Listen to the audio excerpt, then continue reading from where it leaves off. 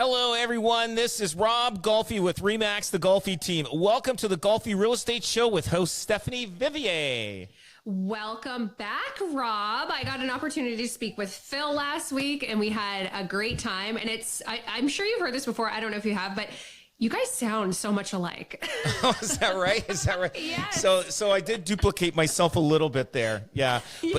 But if you saw all my three boys together with me, you would go, people always get mixed up between my three boys because they all look a lot alike. You know what I mean? Like very close in resemblance. And so when somebody says, "Yeah, I met your son," not sure which one. It's like, I think it's Phil, I think it's Dan, I think it's Jeff, and it's like. And one time, Dan, like my son Dan, he walked into the bank. This was years ago, and he walked into the bank, and they said, "Hey, Rob, how you doing?" And like he's taller than I am. He's 6'1", I think. Yeah. And then they realize, they go, "No, I'm his son," and my son goes, "Oh, you mean I almost can get into the bank and take money out of your account, maybe, eh?" So, but we do look a lot alike. So we go to. Every year we go to this tournament. It's called Father and Three Sons. So if you have, if you're a father with three boys, and this tournament's been going on, I don't know, for 85 years, and we've been in it for over 10 ourselves as a Father and Three Sons golf tournament. And it's funny when everybody, we all wear the same shirts, us four, right? Myself and my three sons, and we're walking around. We actually look the most like each other than any of the other Father and Three Sons. It's like if there was a contest, if any of my sons are at any event, like they go someplace, they go, "You're Rob Golfi's son for sure." You know what I'm saying? Like, you know how some people have kids, they have their own identity and their own look and everything else. But I'll tell you, Stephanie, if you met any of my sons and did not ever see them, you would say that is definitely from Rob Golfi. I'm telling you, it's ironic. So my gene was pretty strong when we made these kids. So there's no doubt about that. Oh my gosh. Yeah. Phil was great. Yeah. You guys sound alike. Even some of the phrases were similar. So we didn't miss you too much, Rob, okay, but it's good to have you back. Good. So. And I know we're heading into the holiday season now. Last week, the Santa Claus parades kicked off for the Niagara region. Niagara Falls was one of the first, and the Golfi team was there. Yes, one of my favorites. Niagara Falls is one of my favorites. The one thing I love about the Niagara Falls parade is, it's so tight. The people that are there watching it's very close to, like, you're feeling like you're right with them. And it's amazing, and I feel like it's just great. And you know what the nice thing about it is? I see a lot of my friends waving. I shake their hand as I stand on the float, and they come up to me, "Hey Rob, like, how's that?" And I grew up in Niagara Falls, right? So that's kind of my where I was born and raised. So, but it's nice to see a lot of old friends, and I just think the Niagara Falls parade is probably. I'd say I rank that in the top 3 of the parades that we do. Oh, wow. Well, it was a good one to get kicked off last weekend. And I know you guys are going to be in Burlington this weekend at their Santa Claus parade as well. Yeah, we're going to be in Burlington, and that's a day parade, I think it is. And I prefer the night parades where, you get to see the lights better on the floats and stuff like that. But we're always trying to change things, make the float better and stuff like that. But yeah, looking forward to it. It is a lot of work. I did 6 parades a year for quite a few years, and it was every weekend we were doing a parade, and it was getting a little bit much. And so now I narrowed it down to 3, and but I think it'll. The one thing about the parade is Hamilton and Niagara Falls now are on the same day, and because I liked Hamilton too, and they changed it last year. I don't know why. And but if I had to do 3 parades, like I've done Niagara Lake, I've done West Lincoln, I've done the Burlington will be the first one we're doing, but I've done a lot of the Hamilton, Niagara Falls, and Grimsby are my would be my three favorites. Grimsby's really good. A lot of people show up for that. It's very tight along the when we're driving through. It's good. A lot of people are there that I know. It's amazing. But yeah, parades are a lot of fun, and it's the kids love it. We're looking at possibly thinking of doing maybe get some video of the side and how people react when they see the float. So we're working on something like that to do. So, but hopefully that works out. We'll keep an eye on your social media channels for that, for sure. Awesome. All right. In the meantime, you are pretty busy, not maybe as busy as Santa Claus getting around, but you've been doing some recent home evaluations, and you were down in Chippewa working on one recently. Yes. So this is like when we go on an evaluation, right? I find that a lot of people don't understand why we're there. They're like a lot of people do understand our value. They understand our resources and our reach and everything, that we can get more activity done on their listing. But a lot of people just look at it as just, okay, what price do you want to list it for? And you have all these resources, and they forget about that, and they're just looking at a price. So, but anyway, I went to this one, and the people were saying, all their neighbors were saying, oh, don't sell your house under this much. And they're listening to their friends and family. And I'm showing them, comparables, and like we're off by over $500,000 on this one. Way off. And they were looking at me, and I said, and then they said, did you tell other realtors that you were coming here?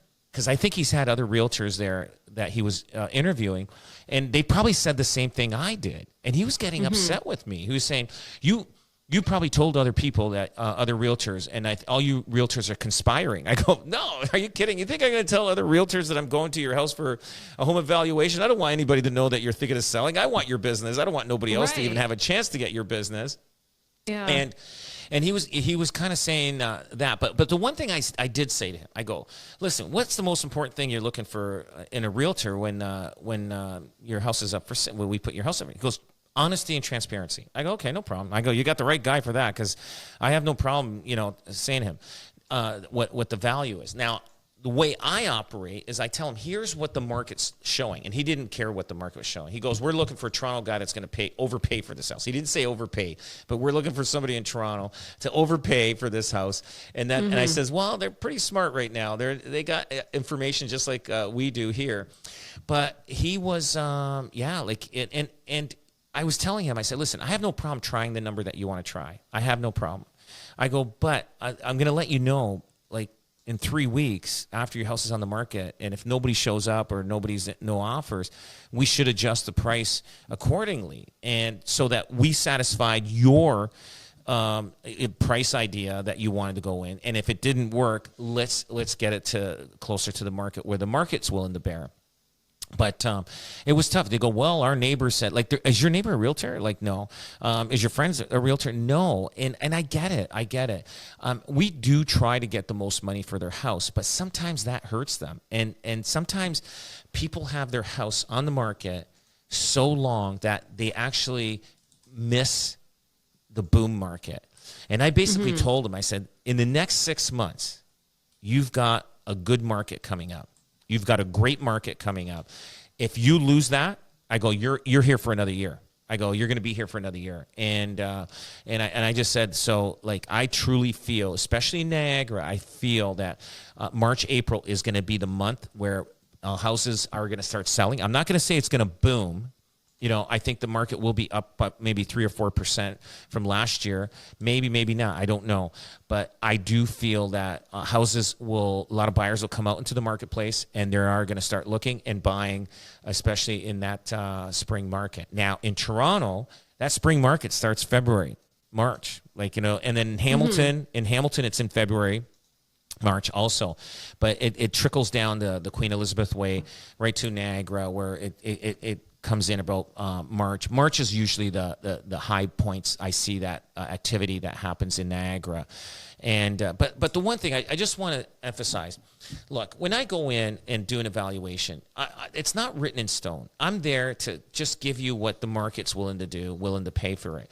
Now, sometimes we're wrong. We're guessing what a willing buyer is willing to pay. Sometimes a person that buys your house could be somebody that the parents live down the street and they want the house on the same street. They're willing to pay more money for it. Those people will pay more money. I've had clients like that. I tell them, I go, hey, listen, you're overpaying for the house, but the sellers aren't willing to budge. So they go, I don't care. I need to be on this street because I have a relative, I have a mother, I have a daughter, I have whatever. We need to watch their kids. They got to watch our kids or whatever.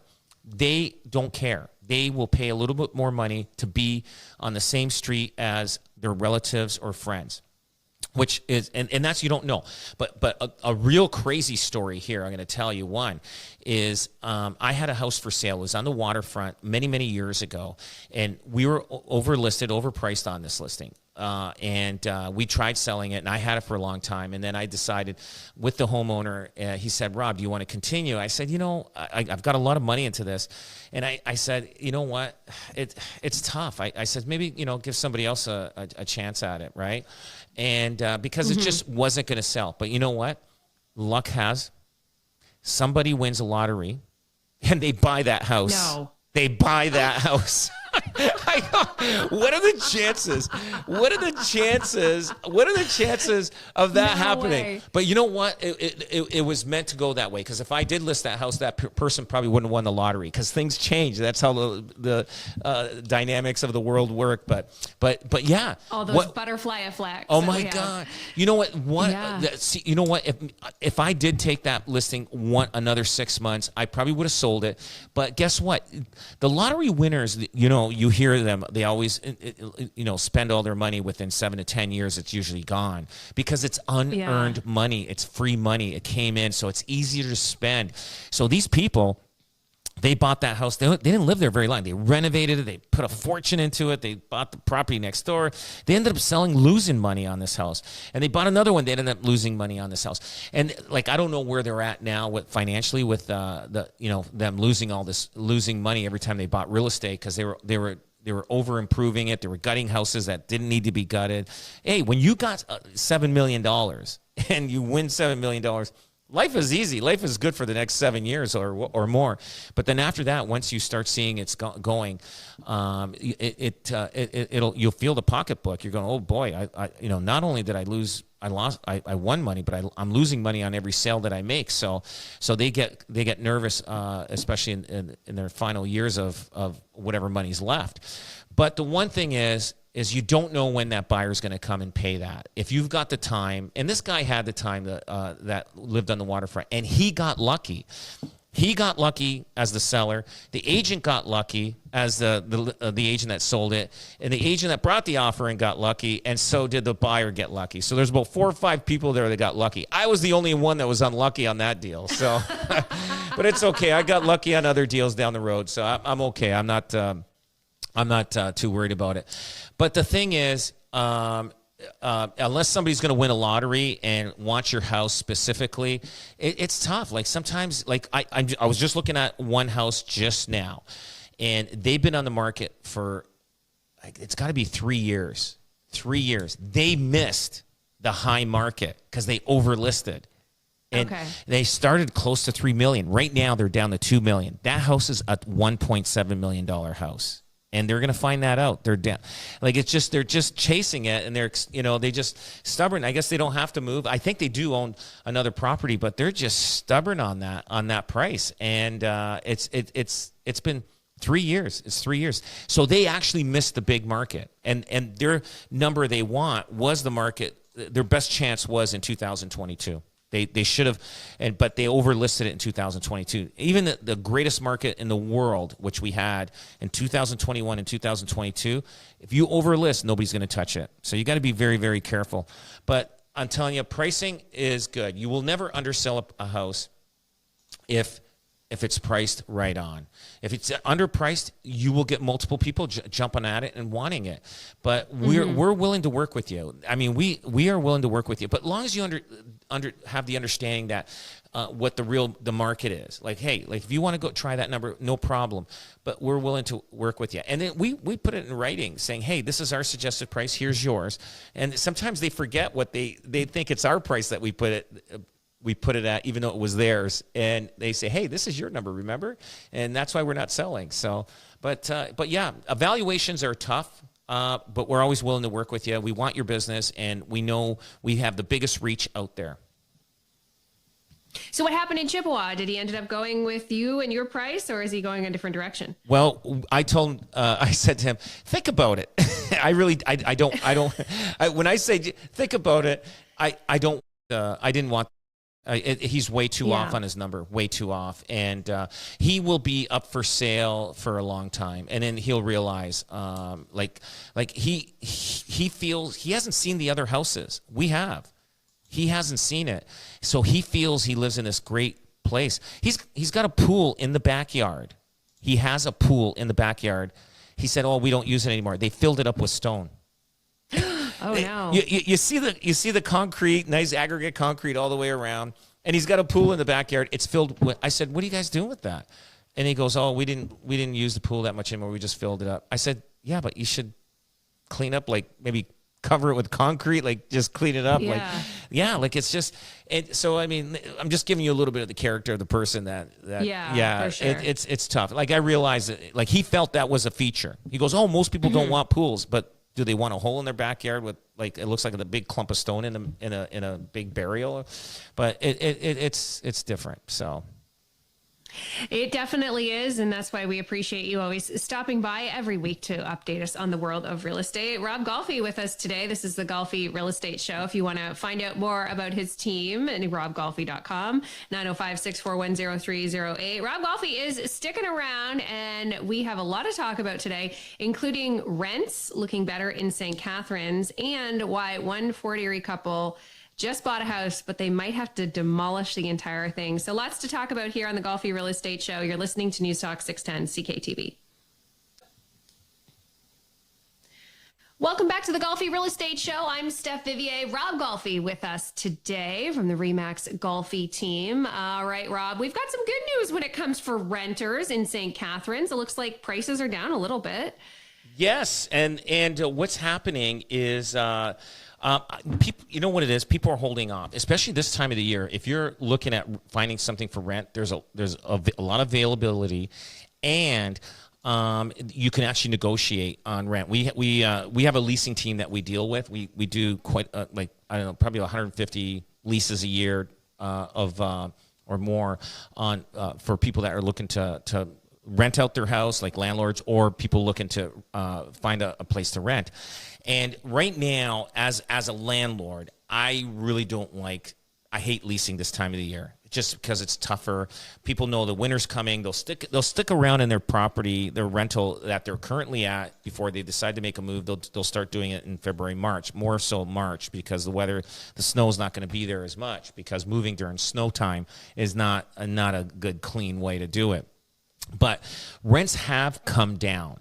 And to a certain degree, and what they said here, there was an article in the paper. It says the average one bedroom rent, this is in St. Catharines, was down 1.1% month over month to $1,681 in October, according to the latest Rentals.ca.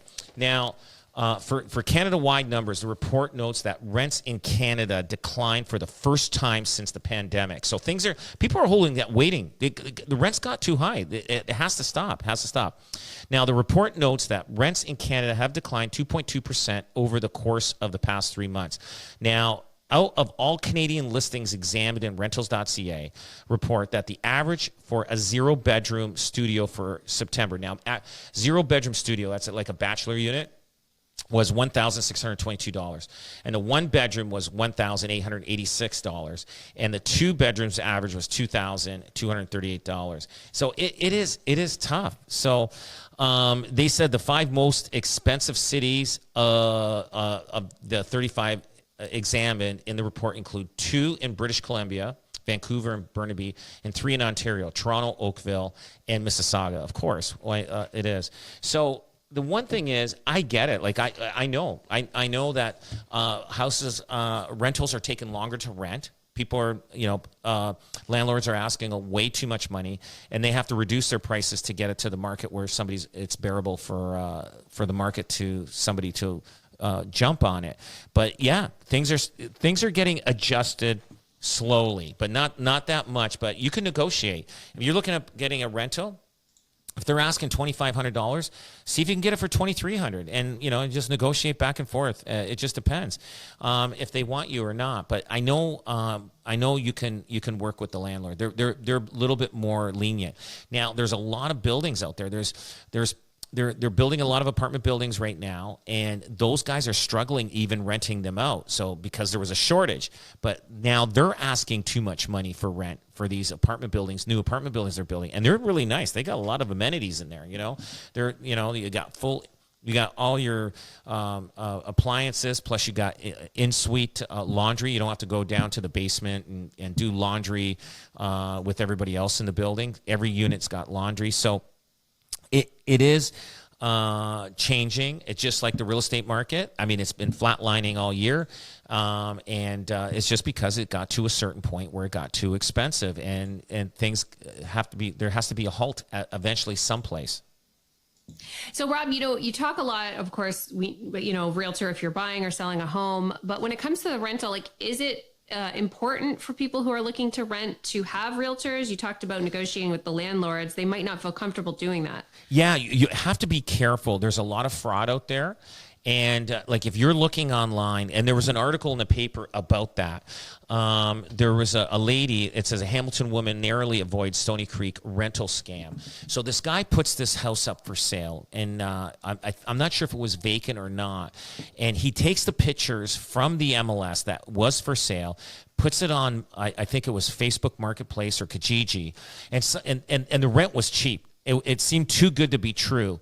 And so this lady was, calling and talking to this person, and he was saying, "Oh, he's in a different province." He said to this lady, "Go look through the windows. He can't be there because they're moving to, I guess, Nova Scotia or something like that." When you get something like that where they're not allowing you in, and they want you to look through the windows, that's a scam. If you see that, and the house was for sale, and he was just indicating that they were thinking about selling, but it's going to go off the market. They're going to rent it now. It was all a scam, and so you got to be very, very careful in dealing with it. Now, if you're dealing with realtors, there's a high probability that you're not gonna get scammed because everything is all up above board. But the one thing about this, it showed that it said that a spokesperson for the fraud center told the Spectator that as of early November, nearly 500 rental scams have been reported to the organization, with hundreds of victims across the country having lost more than $712,000. That's a lot of money. That's a lot. Think about it. People barely have enough money to give first and last month's rent. Now they lose that, and then now they got to find another place, and they got to borrow to move it and get a rental. So there is so much rental scams out there. You got to be very, very careful. If it's too good to be true, don't do it. Make sure you get a driver's license on the person that you're renting the house from. Hey, I need your driver's license, because they're going to ask you for yours. If they don't ask you for yours, then something's wrong, because everybody should get a driver's. Like if I'm representing a landlord and we get a tenant, we get their driver's license all the time. We get it. So now if you're a renter and he's not willing to give it to you, and he's not letting you in the house because he says he lost the keys or he's out of country or whatever, stay away from that. If it's too good to be true, it's too good to be true. That's it. That's a good reminder. This one, it seems kind of easy and, weird. You're peeking in the windows. You definitely want to go in the place, but some of them are pretty advanced. Like, you think, oh, I'm smart, I'm not going to be falling for any of these scams, but they're quite sophisticated, some of these scammers, as you outlined in how much money has been scammed from people. Oh, you got to be careful. Sometimes you get these people that move to Florida for 3-4 months out of the year. They got an empty house. Somebody, if they get into your house and they find a way to get a key, because once they're in, they're in. You don't know if anybody's in your house. They can put your house up for rent, for sale, and they will bring people through, get first and last month's rent, and boom, and they're gone. And they'll do first and last month's rent with 5 different people on the same house, and they're gone after that. So you've got to be very, very careful on when you're dealing with rentals and dealing with people. Like, it's just, if you don't see their car in the driveway or whatever, if you don't like it, if you got a little bit of a gut feeling that something's wrong, your gut feeling is telling you better be cautious. Red flags are coming up. And, like this lady, she was pretty smart. She actually called the agent that had the house for sale and said, hey, listen, is this house for rent? She goes, no.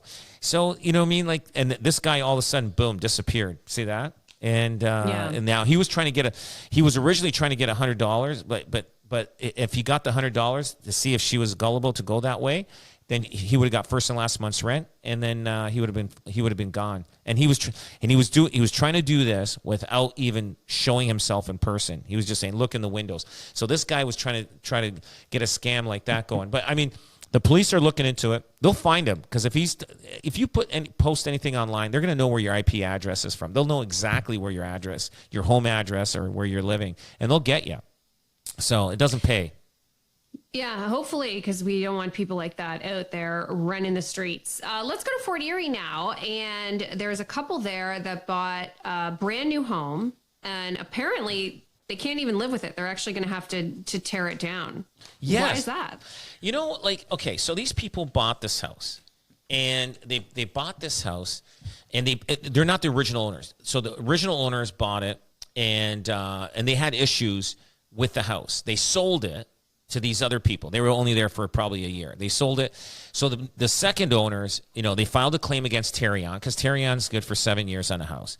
So they filed a claim against it, and the foundation's no good. They had an engineer. They have to tear down this house. And it's terrible. That's what's happened here. Now, the inspectors that inspect the house at every stage, they should have found problems with this house, and they didn't. So these people are suing the builder, they're suing the town, and they're suing who else are they suing? There's a few other people in there I don't have in front of me, but they're suing people because this shouldn't have happened. And they didn't do a home inspection when they bought the house. You know what? The house is a year old. Why would you do a home inspection? It's brand new. You are thinking, okay, well, the city approved this house. They put the rubber stamp in. They said, hey, they gave the owner occupancy to move in, so it must be good, right? So, but anyway, there's a lot of problems with the house. But here's the other kicker. Now, CMHC insurance is only good up to $300,000, but now they're changing it to $400,000. That is not going to cover this house. Like, I mean, yes, maybe in Fort Erie you might be close to that, but if it's close to $1 million house, how are you going to deal with this? So you not only they have to rebuild this house, tear it down, they got to rip out the foundation and rebuild a new foundation. That is very, very expensive, and it's too costly, and I feel bad for these people. And like, CMHC should know that housing prices are up. Like it's $800,000 now for an average house. That should be insured up to $800,000, $900,000. You know how expensive it is with CMHC insurance when you purchase a house and you got this, or no, Terrion. This is the Terrion. Sorry, Terrion. You know how expensive these houses on Terrion, and you're only covered up to $300,000-$400,000. Like the average house is $800,000. That's ridiculous. The government should get in there and say no. That insurance should be a lot higher. And I feel sorry for this couple. Now, if they don't get the insurance from Terrion, and things don't work out, this house is going to be stigmatized because of the article that was in the paper. And they would know that they had these foundation issues, so they would have to disclose that anyway, right? Absolutely. Now they have to disclose it, and that's why we try to Google the house in case there's something wrong with the house, and we go, and you go through pages and pages of Google to see if there's any issues on this house, and it's also good for the potential purchaser that is buying a house. Google the house, Google the address, see what comes up. That house could have been in the newspaper having problems. There could have been a murder there. There could have been an infestation of something. Like, Google the house when you're buying, and and we Google the house because I don't want a house that I got to explain details on the house. Like, you tell the homeowner, say, listen, it's all over the internet that your house has these problems. We're gonna have to disclose it, because if you get an offer and we accept it and people buy it and find out about this, you're going to be sued. I'm going to be sued myself, and it's not a good situation. So, Terrion, I mean, it's sometimes you have to go through loops. The reason why this is in the paper, like the headline was, Fort Erie couple bought a house only to discover they needed to demolish it and build it again. Why Terrion coverage isn't always enough. They did that because they're putting pressure on Terrion. Terrion is going to go, holy smokes, we're looking bad here. They went public on this because they're fed up. They got a house and they need to get it fixed. They need a new house there. And these people put their heart and soul in this house, and they got all their money in this house. This could bankrupt them and could set them back 10, 15 years in their life just because of the situation with maybe the city approved things that they shouldn't have. They weren't keeping a close eye on it. So I guarantee you, city of Fort Erie right now, they probably told their inspectors, you better double check everything now, because we're looking bad in the city of Fort Erie, that we approved this house for people to move in, and it's not, and it's. Yeah, and time for Terrion to up the numbers of what they're covering. They're living in a world we all wish we were living in, where $300,000 would get us a house, but just not the case anymore, unfortunately. No kidding. It's terrible. All right, you're listening to the Golfi Real Estate Show, having a great time here with Rob Golfi from the Golfi Real Estate RE/MAX team, the #1 RE/MAX team in Canada. Give him a call at 905-641-0308, robgolfi.com. That's where you can find him online. Rob, sticking around. We got more with him next here on News Talk 610 CKTV.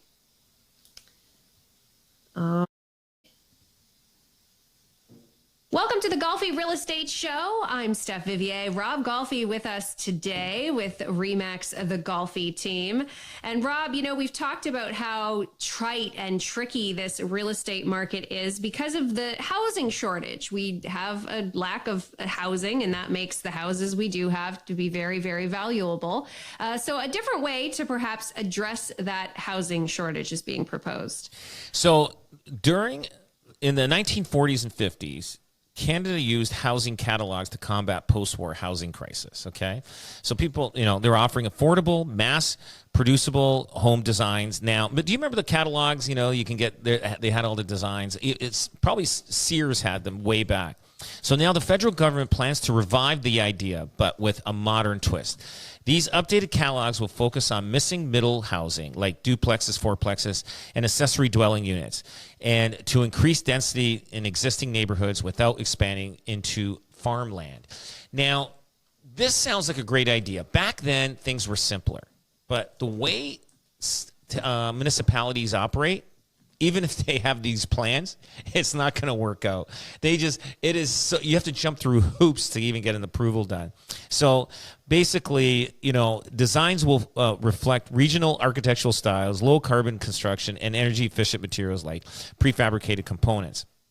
So, I don't know if you ever saw those type of catalogs where you can pick up a design, and usually there were wartime homes. They didn't have any basements. They were built on either slab or on blocks and stuff like that, and they were able to put up houses pretty quick because after the war there was a boom of people. People were coming in, and immigrants were coming in, and people were coming back from the war. They wanted a place to, things were good. Everything was all good. And people were buying plans and say, hey, this fits on a lot that's 40 or 50 by 100, and people would build their houses, and they called them strawberry homes. Basically, they're square boxes, and they put a roof, 2 bedrooms, 3 bedrooms in there, depending how small. They weren't very big houses, which is a great idea. But my thing about this, it's still too expensive. You can't even build a house. Like, it's just like what are they going to do? Okay, so the government wants to put a catalog out so you can pick a plan. But you know how, first of all, it's expensive to build a house now. The land is expensive.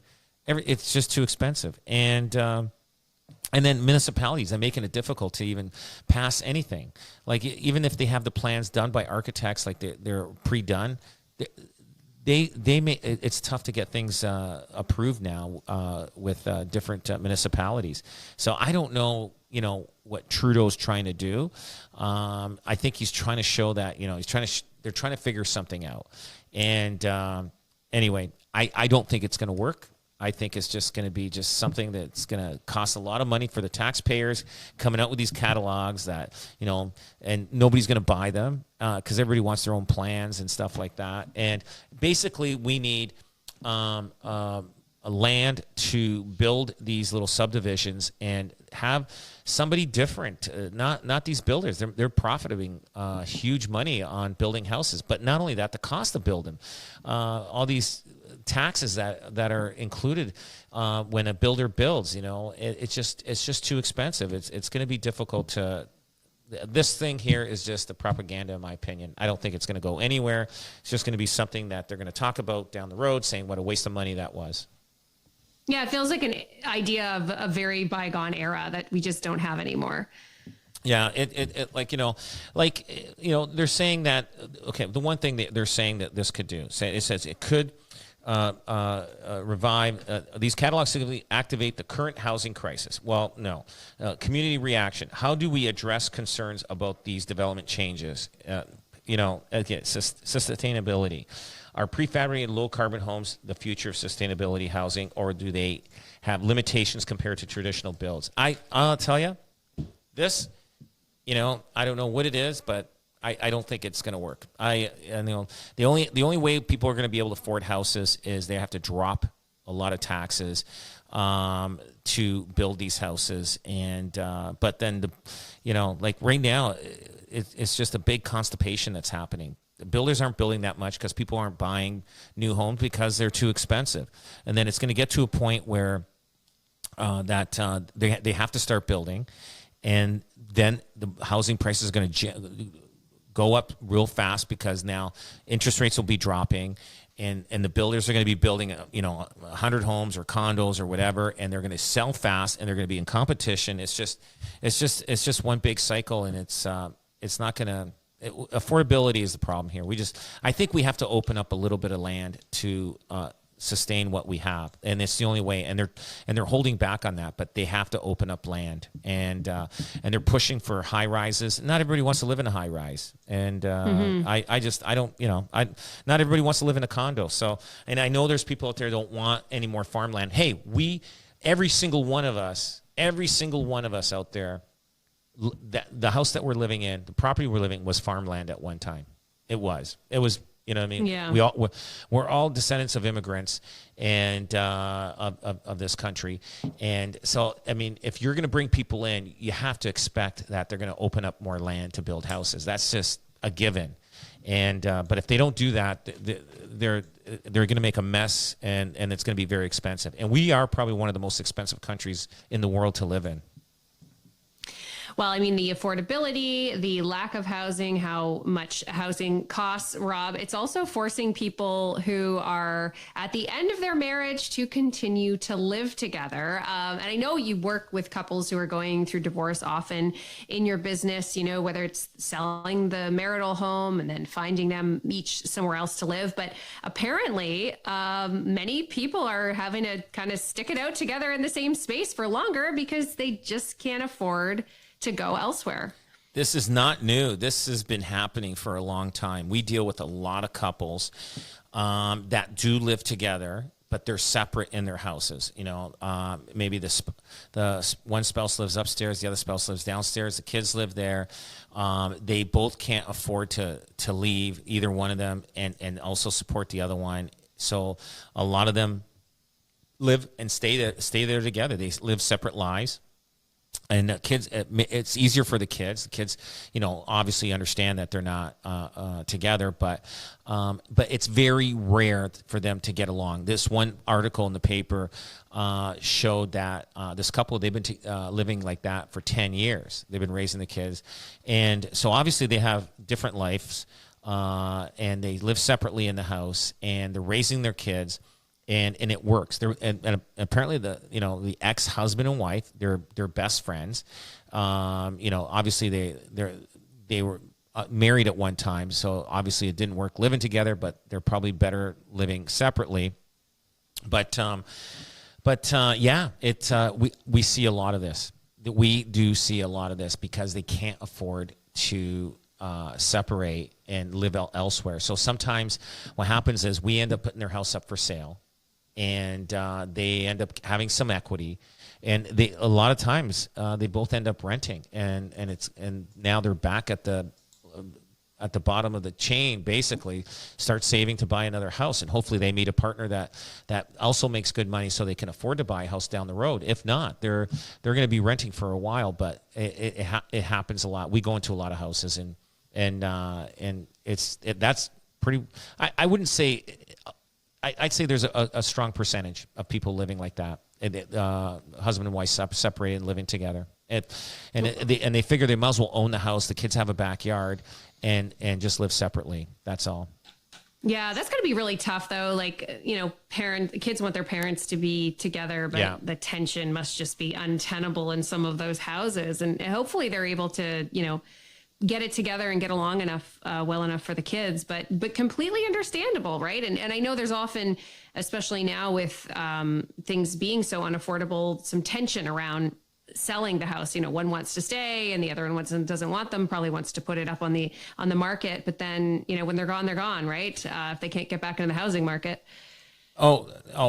Exactly. Divorce, a lot of times, I'll tell you, is a devastation to, is a huge financial devastation to a family. It is very costly. Sometimes, if they could work out the separation and make it amicable, that it won't cost them that much. But if it becomes a very nasty one, it could be costly. I've heard there was an article in the paper. This is about a few years ago, that there was a divorce that happened in Hamilton, and it cost the guy $1 million, and they were arguing over, I think, $35,000 to $40,000, whatever.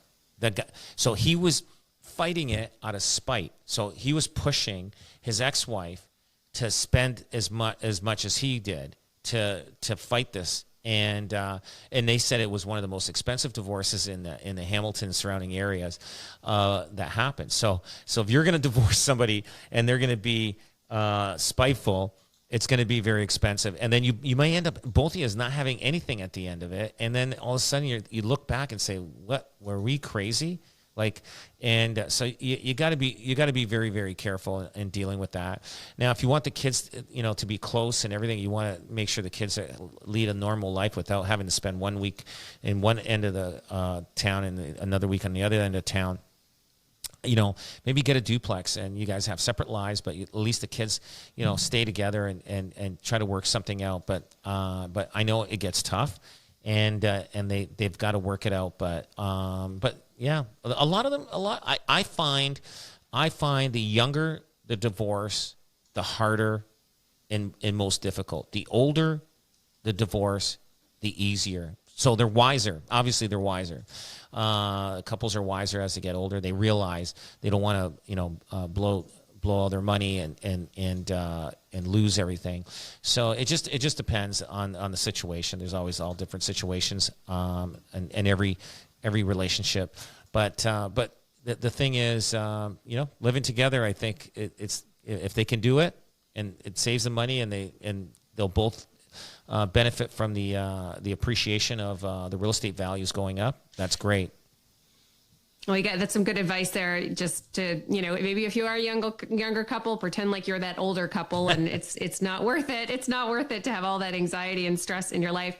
Rob, we're heading into the holiday season. We've talked about Christmas parades and everything like that. Is this going to be a more quiet time? Is this a time when maybe if people have some extra space in their minds, they'd be able to get a deal, say if they were looking for a new property for themselves or a rental property? Yeah, absolutely. I think now's the time before February, March next year. If you're looking at buying a house now, a lot of people are saying, "Oh, I don't want to put my house up during the holiday season." Guess what? Everybody's taking their house down. Your house is up. If somebody's walking through your house to look at it and they're thinking of buying it, you're going to see more serious. Those are the serious buyers.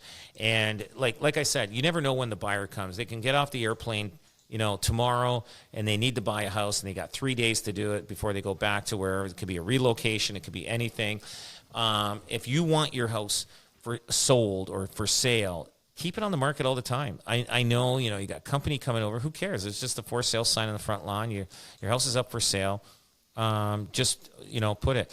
But as a buyer, if you got buyers coming through, yeah, they're serious. You can probably get some good deals too now. Out there. Depends, how long the house has been on the market. Or if you want to wait and buy in March, February, March, April, then you're going to be probably competing, or you could end up paying maybe 2 or 3, 4% more for the house than you would today. It's hard to gauge, or it could be less. We don't know what the spring market's going to bring. We know traditionally activity does go up in the spring market, like for sales. But it's hard to gauge that. We've had a crazy 5 years, last 4 or 5 years, just because of the pandemic. It's hard to follow traditional patterns that happened previously, just because of the different things that's happened in the world in the last 4 years. Definitely. Yeah, you could say that again for sure. It's a feeling of you just never know what's going to happen. Always an interesting conversation with you, Rob. Thank you so much for joining us today. And if you want to find out more about Rob and his team, it's robgolfi.com. Give them a call as well, 905-641-0308. And just like Santa, 365 days, no days off for this guy, right? That's right. That's right. Thank you, Rob. Thank you. This has been the Golfi Real Estate Show, and I'm Steph Vivier. This is News Talk 610 CKTV.